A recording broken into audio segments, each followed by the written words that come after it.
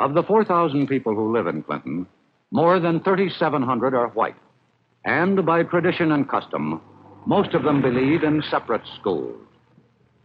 In 1950, Negro parents, backed by the National Association for the Advancement of Colored People, brought suit against the Anderson County school system, which administers Clinton High School, asking that their children be admitted. The federal judge in this section of Tennessee in 1951 and now is Robert L. Taylor of Knoxville. The Anderson County school case was before my court about 5 years ago.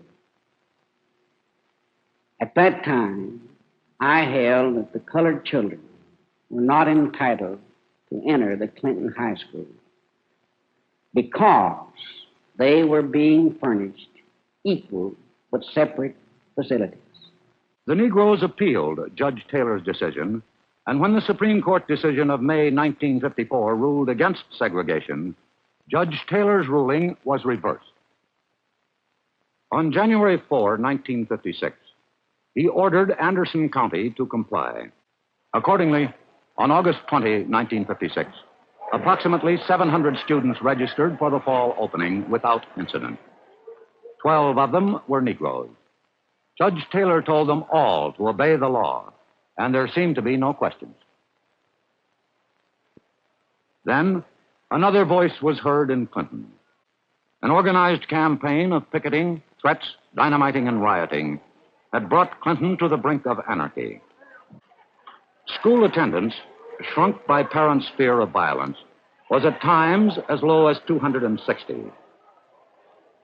The pressure mounted on everyone: the faculty, the parents, the students. At 9 o'clock on the morning of December 4, 1956, was conceivably the darkest hour of the worst day in Clinton's history. The Reverend Paul Turner, a Baptist, was beaten up after escorting 6 Negro youths to school. Reverend Turner is 33 years old, has spent all of his life in Tennessee. For about 5 days, these Negro students, having, of course, the legal right to attend Clinton High School, had stayed home because of harassment and hindrance and heckling and threats upon their lives and incidents that actually would make anybody scared. I chose to take such a stand on this moral principle, that as long as the law is the law, as it is in our land, and as long as they did personally choose to come to Clinton High School, their legal right, that they had a moral right to attend unheckled and unhindered and unharassed. It was this that prompted me to accompany them. Though there were quite a few hecklers, we made our way to the high school building without any overt incident. When I emerged from the school building about 5 or 10 minutes later, the hecklers were still there, and they heckled me personally. About 300 yards away from the high school, we were far away from where the policemen were doing their duty, of course, in front of the high school. One of the Citizens Council members had stationed himself with about 3 other men on a corner. As I made my way to that corner, they jumped me. I retreated across the street, Broad Street of Clinton, trying to keep him at arm's length, while the other fellows were trying to surround me and to hold my arms and to get me stationary for the beating. I retreated all the way across the street, trying to avoid any incident. Finally found myself pretty well backed up against the Bishop building on the other side of the street. I knew then that I had to do something. And it was at that time also that one man successfully held my arms down and allowed the number 1 man of their gang to land a pretty good blow upon my nose. There were witnesses. It was a horrible thing, and I thought they were actually killing him. Blood was streaming down his face, and even it just looked that blood was running out of his eyes. I asked someone in the group, just anyone, to help him, and when there was no response, I went to him and tried to assist him by pulling some of the men's arms from around his face. And all the time, the men in this group who were standing around were screaming, "Kill him." And that's exactly what I thought they were going to do. It was at that time also that I realized I had to defend myself in some way, and so I took off after the man who had slugged me, pinned him against a car, and immediately about 8 to 10 people were on our backs. After a while, when the police arrived, everybody scattered pretty much. We came up from our position bending over. I took a hold of the two fellows that led the attack, one in one hand, one in the other, and shoved each of them into the arms of a policeman, and from there they took them on over to the police station. I retreated into a doctor's office. That Sunday, with the school still closed and the FBI still in town, Reverend Turner faced his all-white congregation for the first time since his controversial act. The Bible is without precedent as a book, and I personally have no fear that it will ever be superseded.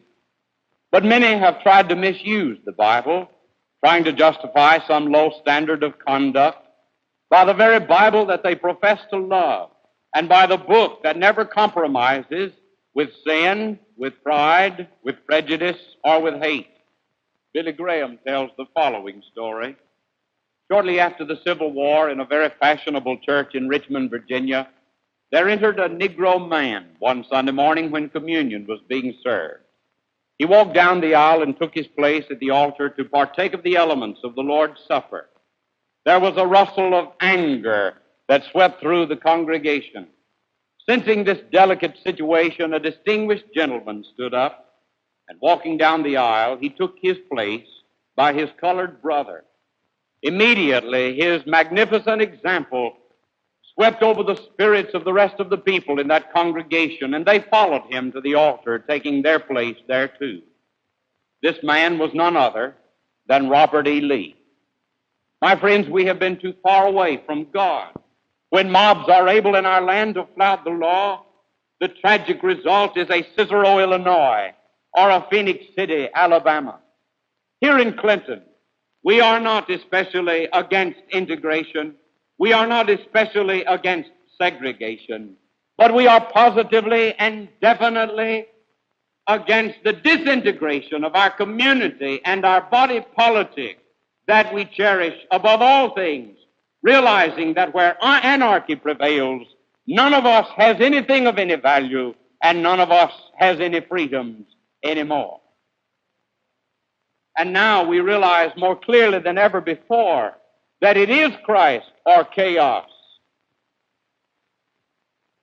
May we pray. Joanne Allen's father has withdrawn her for a different reason. They're getting out. My name is Herbert Allen, and I've lived in Clinton for 24 years. And I found it to be a nice little town to live in, very peaceful, very quiet. We never had any trouble in this little town. Thing like this happens. Sometimes we say overnight, but this thing is to be. And right now, some doesn't think it should be. But God said He created all men equal, and all men alike. And so therefore, none of us stands above the other person in God's sight. And we, as a Negro race, we are only in Clinton, Tennessee, abiding by the Supreme Court ruling that we'd send our children to the high school in Anderson County. We haven't broke any law. We hadn't went against the court ruling. And we're not leaving here with hatred in our hearts against anyone, even those who was against us. We do not hate those people because we realize that those people were just misled, and they was trained and brought up that way. That's why that they were never able to understand.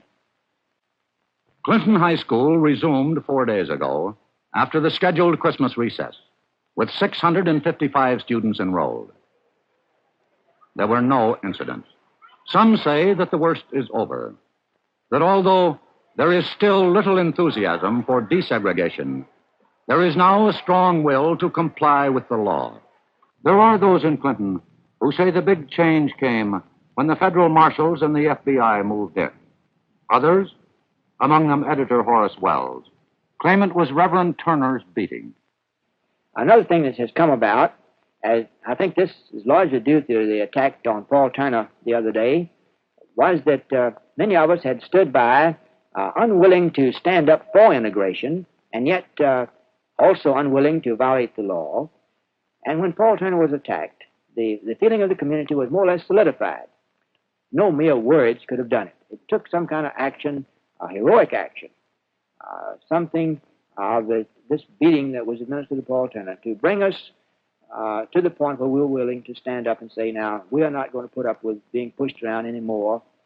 We believe in law and order, and that's what we want, and that's what we're going to have. And that's the reason that the people were willing to go to Knoxville and put the matter before Federal Judge Taylor and say, now, we want this order enforced.